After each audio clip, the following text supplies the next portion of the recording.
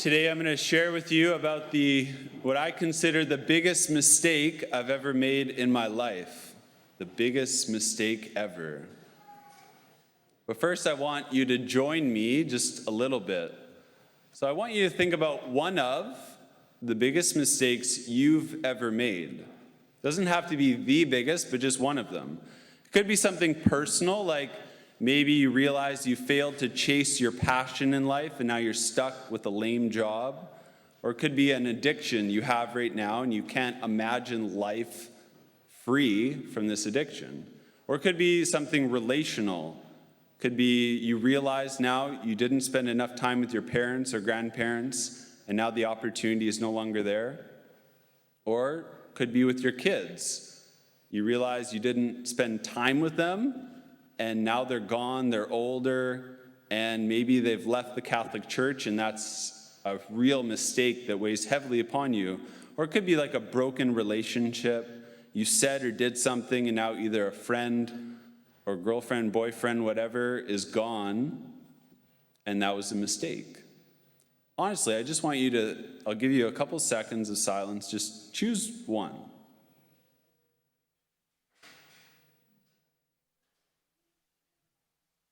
I've got many. Whatever the mistake is, I'll give a biblical image to this mistake you've chosen.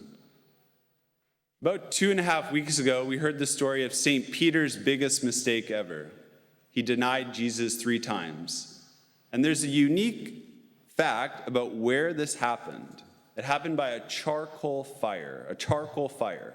It was the first time ever the word charcoal fire was mentioned in the Bible. It was where Peter denied knowing Jesus 3 times. See, charcoal fires for us might bring good memories of childhood, roasting marshmallows, all that kind of stuff. But for Peter, the charcoal fire was a trigger. It triggered the biggest mistake of his life, where he denied Jesus 3 times. So I imagine Peter having nightmares, being by the charcoal fire, denying Jesus. So the charcoal fire is a biblical image of the worst mistake Peter ever made. And we can use this image, imagine a charcoal fire, to identify what we consider one of our biggest mistakes. For myself, my charcoal fire, what I consider my biggest mistake, happened in grade 11. It was a bad breakup. Not with a girl, with my golf coach. See, Tiger Woods at that time, he changed his golf coach. And he radically changed his swing. And I thought, I need to do the exact same thing. So I fired my golf coach, and I got a coach in the States. And although I was on the Canadian national team and all this stuff, it eventually led to what I consider ruining my golf swing. And by the time I got into university, the train wreck happened. So hopefully you have this, what is your charcoal fire? What is that image you have? What is that event you want to identify today? Honestly, have something in your mind as I share. The bad news about mistakes is not that we've made them, but it's how we deal with them. I'll say it again. The bad news about mistakes is not that we've made mistakes, it's how we deal with them. And how do we deal with them? Well, Peter is a perfect example in today's gospel of how we deal with mistakes in the wrong way. Peter escapes facing the mistake he had made.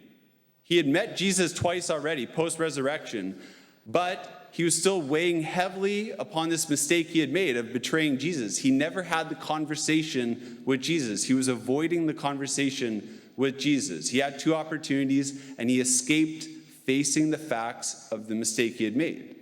So we heard in today's gospel, he says, I'm going fishing. Jesus told Peter, you're never going to become a fisherman again. You're going to be a fisher of men from now on. Peter went back to his former way of life. He escaped. And this happens to all of us, ways we escape facing our mistakes. Younger generations, ways of escape often happen through the phone or video games. Scrolling through TikTok, binging upon social media. These are ways of escape. Or for a little bit older people, addictions to alcohol, drugs, pornography. These are ways of escape from your problems. Older generations could be busyness with work. You just immerse yourself in work because at least you don't have to face the mistakes you've made with maybe family. Or it could just be running away from your problems, avoiding confrontation with people that you know you need to have conversations with. The truth is, we all have ways of escape, myself included. Now, the ugly thing about escaping is that Peter, once again, what happened? An entire night of escape leads to what? He wakes up empty, exhausted. The image of catching no fish is a powerful sign of what happens interiorly. He's just totally empty, totally exhausted, worn out. And how true that is for all of us. Now, the good news, the beautiful, fantastic, life-changing news of the gospel is that Jesus is in the business of transforming our mistakes into success stories. That's what Jesus does. That's what Jesus wants to do. He wants to transform our biggest mistakes into our biggest success stories. So we see this in today's gospel. First, Jesus wants Peter to confront his mistake. He wants him to face the facts of his mistake. So what does he do? We hear Jesus sets up a charcoal fire. Deliberately, Jesus sets up a charcoal fire to tell Peter, I know what happened at that charcoal fire 2 weeks ago. So, thanks be to God, Peter accepts the invitation. He runs to Jesus. And how does Jesus respond when Peter comes to him face to face? He doesn't shame him in any way. He makes him breakfast. He makes him breakfast. He knows Peter is exhausted, worn out, fishing all night, and he makes him breakfast. An amazing sign of the kindness and care that Jesus has for Peter as a person. Now, having fed Peter breakfast, he goes beyond it. He gives Peter an opportunity in front of everyone else to express his love for him. 3 times. To undo the 3 times he denied Jesus, 3 times, Peter, do you love me? And how good it must have felt for Peter to say those words in front of all the other apostles. Yes, Lord, you know I love you. And the reaction of Jesus, seeing Jesus accept that, must have been so healing for Peter. And he goes beyond that. Not just allows Peter to express his love, but Jesus says, I'm going to send you out on a mission now. You're the leader of the church, and one day you are going to offer your life up in the same way that I did. How encouraging that must have been for Peter to hear the confidence that Jesus had in him. So for Peter, the charcoal fire no longer became a memory of guilt and shame of the biggest mistake, but was now a memory of God's love and confidence in him, a memory of a success story that he must have told to so many people, a transformation story. So I experienced a similar transformation story over the last 3 months, which is why I'm sharing this with you. So, as some of you know, I was in Florida 3 months ago, and before I was screaming on roller coasters, I was on an 8-day silent retreat. And I told my spiritual director about my biggest mistake. I told him about golf. And he challenged me not to run away from my problems. So he challenged me to get back into a competitive golf event. So last weekend, I played my first competitive golf tournament in 11 years. It was a unique one. It was a 4-day father-son golf tournament in Bandon Dunes, Oregon. Long story short, it was amazing playing this golf tournament as a priest. I played with one professional golfer in the event, and I told him about my biggest mistake.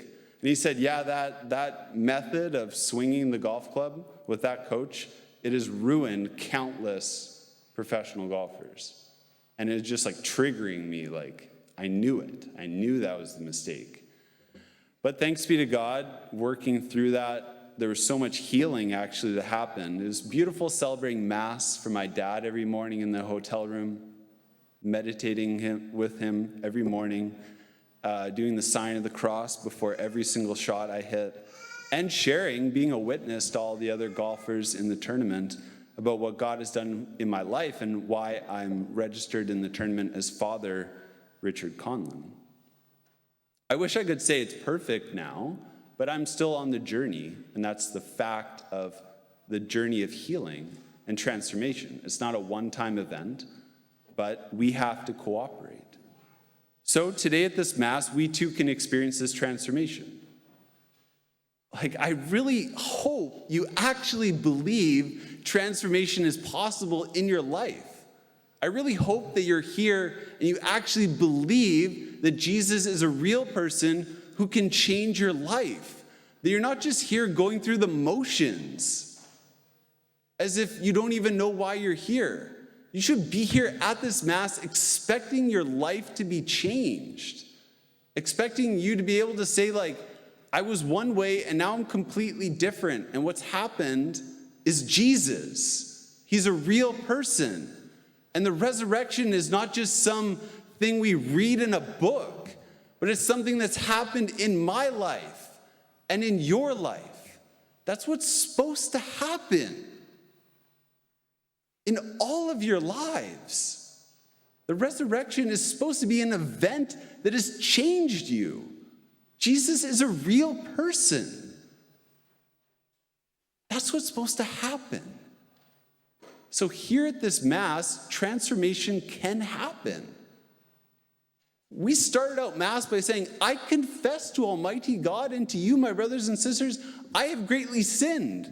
We're saying to everyone, my charcoal fire event, I've made a lot of mistakes. That's what we all said together. But thanks be to God, how does Jesus respond when we open up our brokenness to him? Kindness. Kindness. He makes us a meal. Not just Galilean fish that Peter caught. He feeds us with his own divine life. When you come up to receive Holy Communion, you're not receiving bread. You're receiving a divine person who deeply desires transformation in your life. Before you receive Holy Communion, you say, I'm not worthy. You should come under my roof, but only say the word, my soul shall be healed. You're proclaiming you desire healing in your soul, that God's going to work transformation in your life, that charcoal fire event, your mistakes can all of a sudden become success stories. And then you have the opportunity when you receive Jesus, if you're in a state of grace, to proclaim your love for him, to keep telling him like Peter, yes, Lord, you know I love you. You know I love you.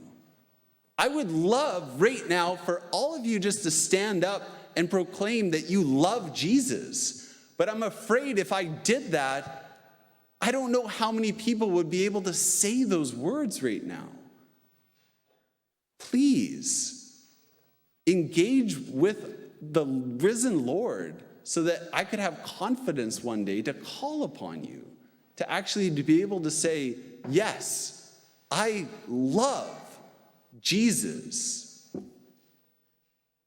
So that I, just as Jesus sent Peter out on mission to go and proclaim that his greatest mistake became a success story, that you can leave this Mass, and when I say go forth, the Mass is ended, you're going forth to proclaim what God has done in your life. That's what Jesus wants to happen at this Mass. This Mass is meant to be an experience of transformation. You come in one way, you bring your mistakes to the altar, and God transforms them into something new, into success stories. So as we go throughout this Mass, think of that charcoal fire event, your mistakes. Place them on the altar. That's where transformation takes place. And if you're in a state of grace, when you receive Jesus, proclaim your love to him and just beg him to transform your life. That's what Jesus really, really, really wants to happen in your life today. Is there anyone who wants to accept his invitation.